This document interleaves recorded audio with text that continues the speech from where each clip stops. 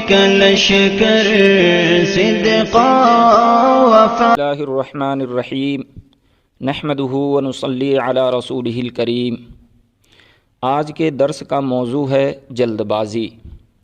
اہل عرب عجلت اور جلد بازی کو ام الندامات یعنی ندامتوں کی ماں کہا کرتے ہیں، اور یہ واقعی حقیقت ہے کہ جلد باز کو ہمیشہ شرمندہ ہونا پڑتا ہے. سوچے سمجھے بغیر کہی ہوئی بات اور عجلت میں کیا گیا فیصلہ بسا اوقات اس کے گلے پڑ جاتا ہے. پھر ایسا بھی ہوتا ہے کہ اسے اپنا ہی تھوکا ہوا چاٹنا پڑتا ہے، یا چھوٹوں اور بڑوں سب کے سامنے شرمندہ ہونا پڑتا ہے. مردوں کے مقابلے میں خواتین میں عجلت پسندی زیادہ پائی جاتی ہے. ان کی محبت اور نفرت، وصل اور فراق، خرید و فروخت، ہر چیز میں جلد بازی کا عنصر پایا جاتا ہے، سوائے ان خواتین کے جنہیں اللہ تعالیٰ نے علم اور حلم جیسی صفات سے نوازا ہے. اس لیے اسلام نے طلاق کا اختیار عورت کو نہیں دیا. اگر ایسا ہوتا تو یورپ کے غیر مسلموں کی طرح مسلمانوں میں بھی طلاق کی شرح بہت زیادہ ہو جاتی. امام ابو حاتم رحمۃ اللہ علیہ نے بڑے جامع اور خوبصورت الفاظ میں جلد باز کا تعارف کرایا ہے. فرماتے ہیں، وہ جاننے سے پہلے بول پڑتا ہے، سمجھنے سے پہلے جواب دیتا ہے، کسی کو آزمانے سے پہلے اس کی قصیدہ خوانی کرنے لگتا ہے، تعریف کرنے کے بعد مذمت شروع کر دیتا ہے، سوچنے سے پہلے کسی کام کا ارادہ اور عزم کر لیتا ہے، اور عزم سے قبل کر گزرتا ہے. عجلت کے ساتھ ندامت لازم ہے اور سلامتی اس سے جدا ہی رہتی ہے. حضرت انس بن مالک رضی اللہ عنہ فرماتے ہیں، حلم اور بردباری اللہ کی طرف سے ہے اور عجلت شیطان کی طرف سے ہے. اللہ سے زیادہ معذرت قبول کرنے والا کوئی نہیں، اور اپنی حمد و ثنا سے زیادہ اسے کوئی چیز محبوب نہیں. اللہ تعالیٰ کے توقف اور حلم و بردباری کا اندازہ اس سے لگایا جا سکتا ہے کہ باوجود قدرت تامہ کے اس نے زمین و آسمان کو 6 دنوں میں یا 6 مرحلوں میں پیدا فرمایا، حالانکہ وہ ایک آن میں انہیں عدم سے وجود میں لا سکتا تھا. پھر یہ بھی دیکھیے کہ مختلف قوموں کے تمرد اور عناد، سرکشی اور بغاوت اور فسق و فجور کے باوجود وہ یکا یک عذاب نازل نہیں کرتا، بلکہ ڈھیل پر ڈھیل دیتا چلا جاتا ہے. جب انسان عدوان اور طغیانی اور نافرمانی کی آخری حد پر پہنچ جاتا ہے اور کوئی تفہیم اس پر اثر نہیں کرتی، تب رب تعالیٰ کے عذاب کا کوڑا حرکت میں آتا ہے.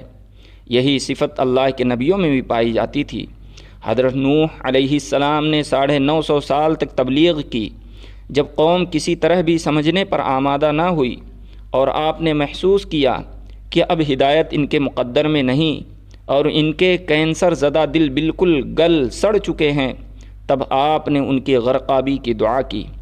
اپنے آقا صلی اللہ علیہ وسلم کی سیرت کا مطالعہ کیجیے. آپ کے مزاج میں کتنا صبر، کتنا ٹھہراؤ اور کتنا حلم و وقار تھا. طائف والوں نے سنگ باری سے جسم لہو لہان کر دیا.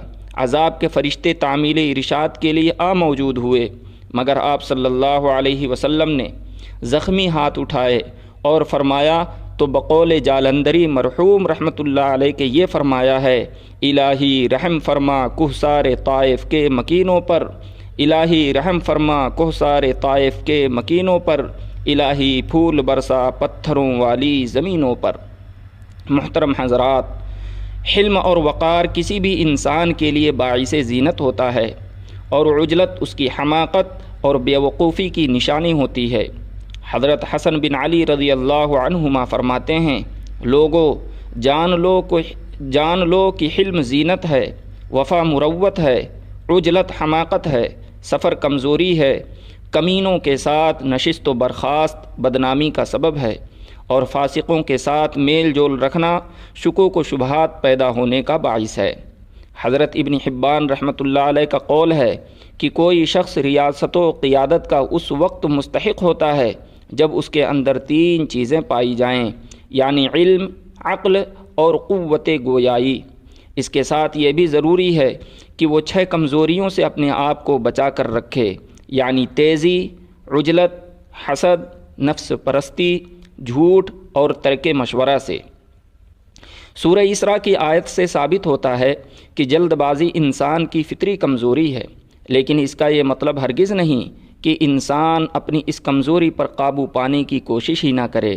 جیسے مال کی محبت، بخل، حرص اور شہوت بھی انسان کی فطرت میں پائی جاتی ہے، مگر کامیابی اسی کو ملے گی جو ان کمزوریوں کو شریعت کی لگام پہنا دے گا۔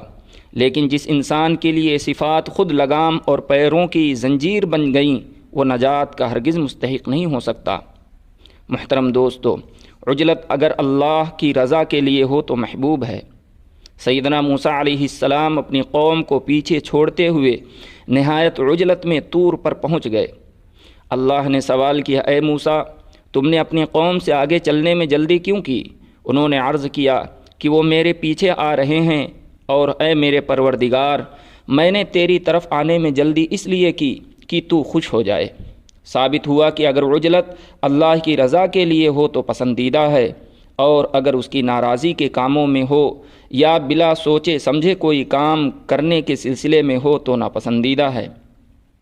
قرآن مجید کے مطالعہ سے معلوم ہوتا ہے کہ کافر عجلت پسند واقع ہوئے تھے۔ ان کے کفر و شرک کے باوجود اللہ تعالیٰ نے انہیں مہلت دے رکھی تھی، مگر وہ انبیاء کرام علیہم السلام کو غصہ دلانے یا ان کی کمزوری ثابت کرنے کے لیے ان سے جلد عذاب دکھانے کا مطالبہ کرتے رہتے تھے۔ سورہ حج میں ہے، اور یہ آپ سے جلد عذاب لانے کا مطالبہ کرتے ہیں، اور اللہ اپنے وعدے کی ہرگز خلاف ورزی نہیں کرے گا۔ عجلت کے بارے میں چند احادیث بھی سماعت کر لیجئے، ان کے سماعت سے آپ اس موضوع کو مزید وسعت نظر کے ساتھ سمجھ سکیں گے۔ حضرت انس رضی اللہ عنہ سے روایت ہے کہ رسول اللہ صلی اللہ علیہ وسلم نے ایک مسلمان کی عیادت فرمائی جو بیماری کی وجہ سے چوزے جیسا ہو گیا تھا۔ آپ نے اس سے دریافت فرمایا، کیا تم نے کوئی دعا تو نہیں مانگی تھی یا کسی چیز کا سوال تو نہیں کیا تھا؟ اس نے عرض کیا کہ ہاں، میں اللہ سے دعا کیا کرتا تھا کہ اے اللہ، تو نے مجھے جو سزا آخرت میں دینی ہے وہ جلدی سے دنیا ہی میں دے دے۔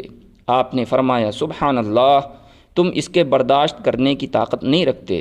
تم نے یوں کیوں نہ کہا، اے اللہ، ہمیں دنیا میں بھی بھلائی عطا فرما اور آخرت میں بھی بھلائی عطا فرما، اور ہمیں دوزخ کے عذاب سے بچا۔ پھر آپ نے اس کے لیے دعا فرمائی اور اللہ رب العزت نے اسے شفا عطا فرما دی۔ حضرت ابو ہریرہ رضی اللہ عنہ سے روایت ہے کہ رسول اکرم صلی اللہ علیہ وسلم نے فرمایا، تم میں سے کسی کی بھی دعا تب قبول ہوتی ہے جب کہ وہ جلد بازی نہ کرے۔ جلد بازی یہ ہے کہ وہ کہتا ہے کہ میں نے دعا کی مگر میری دعا قبول نہ ہوئی، چنانچہ اس نے دعا کرنا ہی چھوڑ دی۔ حضرت سعد بن ابی وقاص رضی اللہ عنہ سے روایت ہے کہ رسول اکرم صلی اللہ علیہ وسلم نے فرمایا، ہر چیز میں توقف کرنا چاہیے، ہر چیز کو ٹھہر کر کرنا چاہیے سوائے آخرت کے عمل کے، کہ آخرت بنانے والا عمل جلدی کر لینا چاہیے۔ اللہ تعالی ہم سب کو علم اور حلم کی دولت سے مالا مال فرمائے۔ وآخر دعوانا ان الحمد للہ رب العالمین۔